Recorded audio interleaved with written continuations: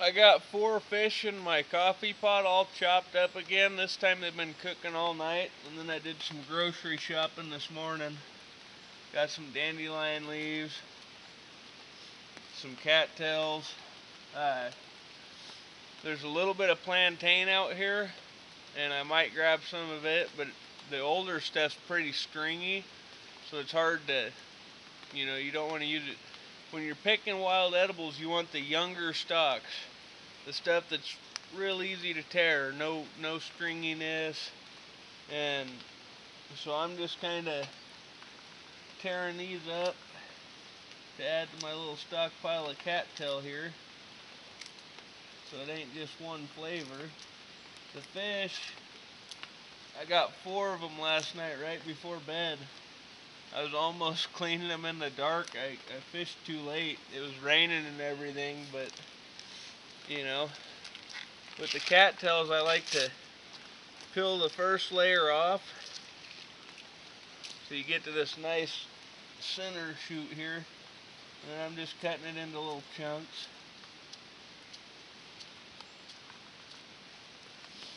And then when it gets to a point where it starts getting stringy, you toss the rest. This guy should have quite a bit on it.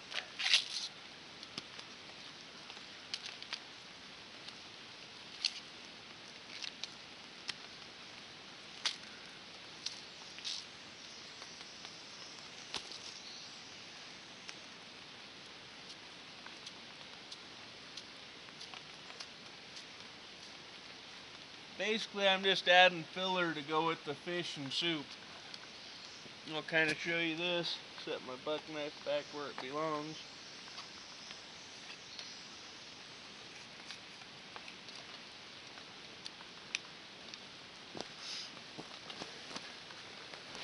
So, I got cattails and some other wild edibles in here.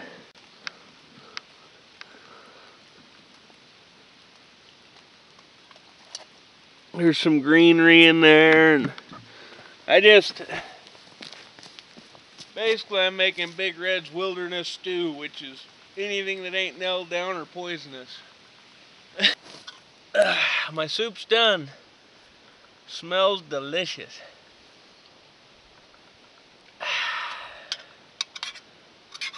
Definitely gonna have some nutritional value to it. It's got fish and plants and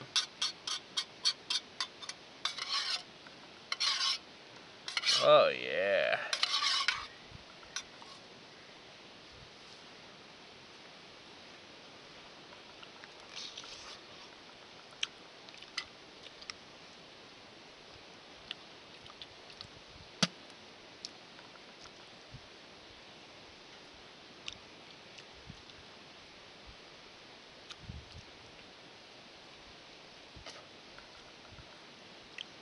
Few bones left in it, but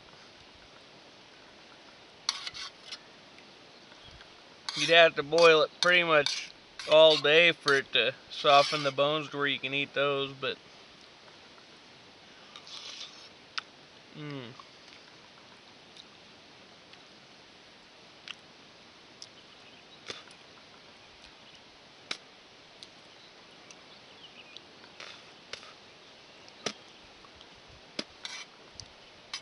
about the only thing I don't like about it is these bones.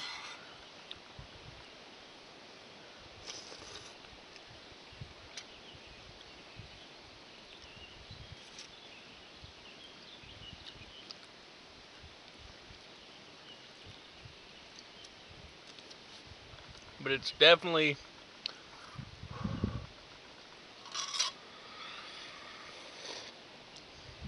oh man, that's good. Good flavor. So it's pretty long task in building a net, especially one small enough for these fish.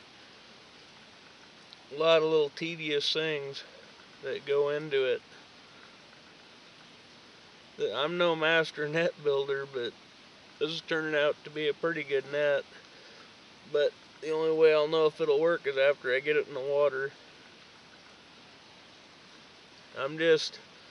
You want to do these one row at a time, or it'll always always end up not quite right.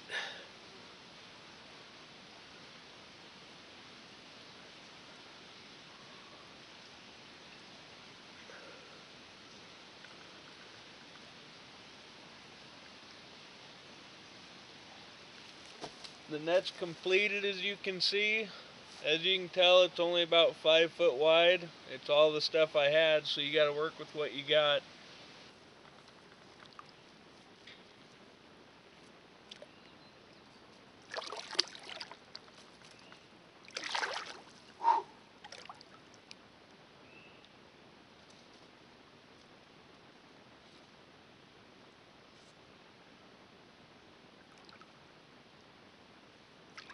The water's pretty cold. It's spring fed.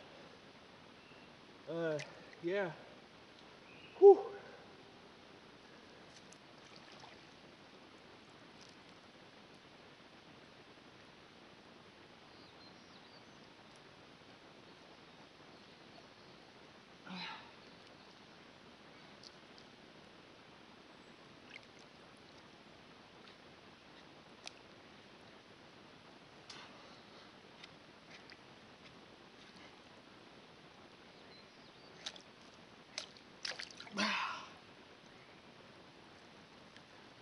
Whew.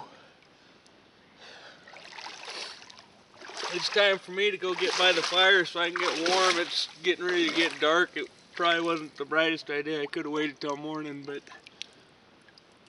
I haven't had no meat in a while, so hopefully that'll get me something. I've seen a bunch of fish swimming around out here, and now I'm just gonna let it soak. Oh, it's only one, a little crappie here, if I can get him out of here. Dang. I'm actually surprised. I've been throwing food and stuff out by my net, bait and, you know, the guts of other fish that I've been catching, and I finally got one in here that was big enough. Some of them just kind of go right through, but that guy is caught by gill net. Woo! So it wasn't a total loss, you know. It don't seem like a lot, but persistence paid off. Moving my net around, throwing bait out by it, guts, and everything else when I've been cleaning. That is a fish caught on the gill net. Yeah! So this one's a Paiute deadfall. Step one, when you're putting this together, is you set that in a notch, like that. That way you can just lift it up, rest the weight of it on there. Just like that. Take your toggle around. My bait stick.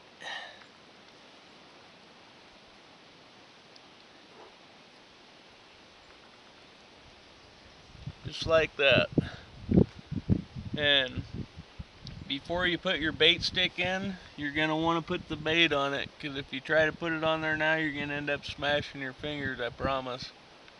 And I like it. It's pretty much a hair trigger.